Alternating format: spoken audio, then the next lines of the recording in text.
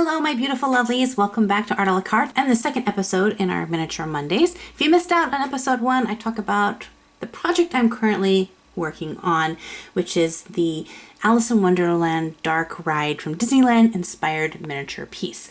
That's a mouthful. I'll have to think of maybe an easier title for this. So if you want to see how I came up with the idea, the overall design, using my Glowforge to cut out some of the different pieces and how I got those pieces, anyway, all that good stuff up to this point is over on the first episode. I'll link to that in the description box below. Check that out.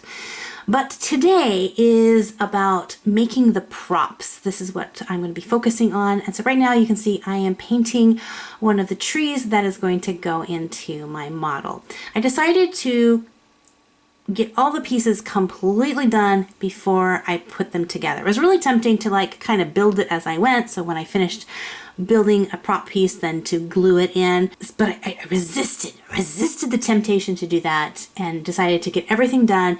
Just by chance, I wanted to move things around, and I am so thankful that I did, because from my original design to how everything kind of ends up getting set into place changed a lot. And you'll see the setup of the room in next week's Miniature Monday, but this week we're all about talking about how I created the prop pieces. For the flat prop pieces, which are like the wood of the trees, the foliage, leaves, rocks, mushrooms, things like that, were all cut out of my Glowforge and then hand painted. But on each level of my miniature, I want to have a couple of pieces that are 3D sculpted replicas of the actual characters that are in the ride. So again, jumping back to looking at footage taken from the ride, I still paused it and began to create. Ultimately, I don't have the tools yet to do it, but ultimately I think it would be so fun to 3D sculpt them like with a 3D printer, but I don't got that yet. It's something I've been thinking about, and who knows? I don't know. So for now, I am going to sculpt them out of polymer clay, which I haven't done a lot of polymer clay stuff. I've done a few things like some charms and stuff like that, but actually doing figure pieces, not a lot. Specifically, not a lot of matching a small replica piece to an actual larger physical piece and trying to make it look like that exact piece. It was intimidating. So the first one I started off with was the Tweedles. So there's Tweedledee and Tweedledum, and I decided to do them first because I would get a practice run and then a finished run, because one of them is pretty hidden behind the first character. So if I messed up on that one, I could just hide him behind his brother and no one would know the difference. The downside is, while it was really fun to create the first one, creating a second one to match it exactly was a little bit boring. I didn't enjoy it as much. I like the first time creating is really fun, but I did find areas that I could improve. So anyway, I'm jumping ahead of myself. Let me tell you a little bit how I went to do this. First, I drew to scale a quick sketch of the piece so that I would know if I was getting my piece too big or too small. While I still need to change this two-dimensional drawing into a 3D object, it kind of gave me a little bit of a starting or jumping off point. The second thing, and you'll see that I'm drawing on the paper, but it's on this ceramic tile. So I'll mold the piece to this tile because you can bake the tile. It's not going to hurt the tile at all.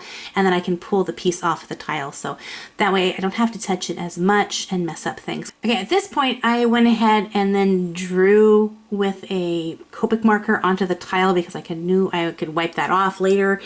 And then I could mold the clay straight onto it. I just need an outline shape, a rough outline shape. So that's what I'm doing very quickly here. Now it's time to actually build up the piece, and I don't want the whole figure to be nothing but clay just because it's going to be really heavy and a lot of clay. So I'm going to bulk out the pieces using tinfoil. So a piece of tinfoil for his round belly and then a smaller round half sphere shape for his head. After that, I'm just going to cover everything in clay. I didn't really care what color of clay I used because ultimately I'm going to paint my pieces. There are some clay people that can take the actual color of clay and then mold that on so you don't have to paint it afterward, and they look fabulous. But because I am pretty new to this, I didn't want to have to worry about trying not to contaminate my colors of clay and smudging them and smearing clay. I wanted just to be able to mold everything and then worry about colors later. So that's the route I went. It just so happened that I had a lot of flesh colored clay, which is kind of disturbing. He looks like he's in his birthday suit. But I have a huge box full of flesh colored clay. So I was going to do a whole bunch of faces one time as a project and never got around to that. So I'm using what I got. So this part is the time tedious part of just adding little bits of clay, scraping pieces of clay off, adding more clay, picking the figure up and kind of looking at it to see how do I make a 2D image in my head now become 3D, which is a whole different thing to think about. So there was a lot of trial and error with this piece. It just took a lot of patience. Once I got the main body shape the way I wanted, I decided to go ahead and sculpt on his clothes. And that was fun, though a little intimidating because, you know, there's some pretty fine details and I didn't want to smush or squish anything. So that's why I was really thankful that it was on this little plate and I didn't have to worry about having to handle it as much. Sculpting out his face was really fun. For the first Tweedle, I went ahead and made indents for where his pupils were, and I can't tell if I liked that more or not. The second one, I didn't make the indents, so there's a little bit of difference. And then ultimately, when I finished the first Tweedle, he was too skinny and too tall. So the second Tweedle, you will notice if you look at the miniature, I made him much wider. In hindsight, I think I should have made the figures a little bit smaller. I think they're a little bit big for the space that they're in. But again, this is my first time doing this, so I say this is a win. Win, win, win.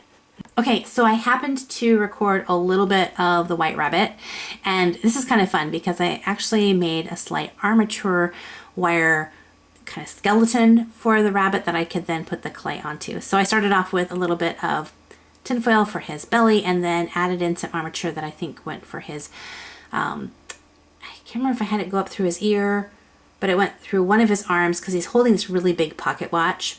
And I wanted something that would help brace that, though I ended up using like a wooden piece and not clay, so it's really light, so I didn't really need to worry about that too much. At this point in time, I am so invested in this model that I really totally forgot that I even had the camera rolling, because at this point I'm really frustrated. He's looking cute. Like if I was making my own rabbit design, I think it would be okay. He looks more like, if you watched the movie Spirited Away, like the mouse rat thing. He looks like that. And though cute, and yes, I do want to make a miniature of some Miyazaki movies. I needed the White Rabbit. And so it actually ultimately came to his cheeks. I had to make his face more triangular shape instead of pear-shaped. So you can see right here, just a little bit of clay switched him from looking like the rat in Spirited Away to looking like the White Rabbit. Oh, I'm so glad. And I'm really glad that I actually got this on footage. I'm really glad that I actually recorded this because, again, I thought I totally spaced recording it. But there it is. All the little details in his costume were so much fun to make, but then every time you made a little intricate detailed part, then it became harder and harder to hold the figure. So unlike the Tweedles who were backed on the ceramic plate, he's a full dimensional character. He's not really flat. So there was nothing really I could rest him on and not worry about squishing. So anyway, I'm going to go ahead and end today's episode of Miniature Mondays. There'll be another one hopefully next week. If you enjoy doing miniatures, I would love to kind of connect with you guys. So if you have a miniature YouTube channel or you have a favorite miniature YouTube channel, post a link to their channel or your channel in the comment section below so we can kind of connect up. Or if there's a social media account, let me know. I will put a couple of my favorite YouTube miniaturists in the description box below, links to their channels so that you can check them out because there's some fabulous, fabulous artists out there. Anyway, guys, thanks for hanging out with me. God bless you guys. Keep being creative, making tiny things happen, and we'll see you in the next art video. Bye-bye.